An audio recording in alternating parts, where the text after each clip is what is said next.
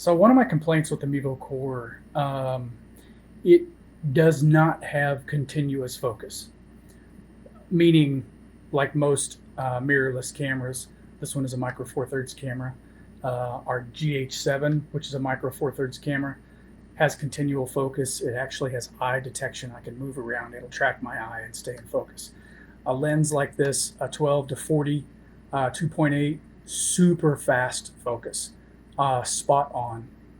But because this camera doesn't have continuous focus, which we could live without because in most cases we're going to sit idle. We don't need it to move around. But it also is extremely slow. As you saw at the beginning of this video, it took forever to fetch. We just tap the screen where we want it to focus, and it goes all the way past to the point, comes all the way back. Sometimes it does that 2 or 3 times.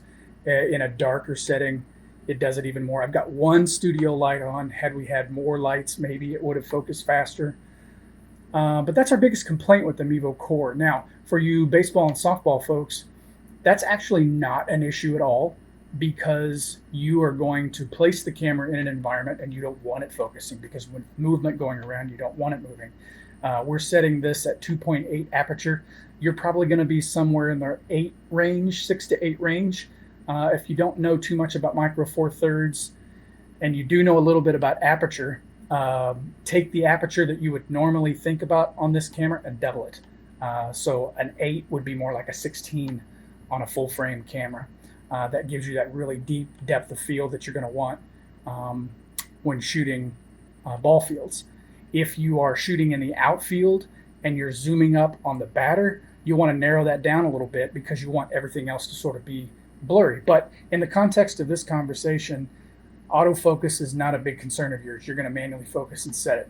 But in every other environment, in the environment that we use, the slow focus, especially somebody like myself where while I usually have help in the shop, when I do studio work, I'm usually by myself.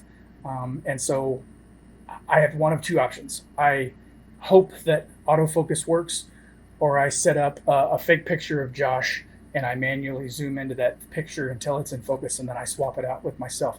Either way, these cameras and these lenses are too expensive to have to go through those loops. So if we're fetching for complaints, that's our biggest complaint with the Mevo Core.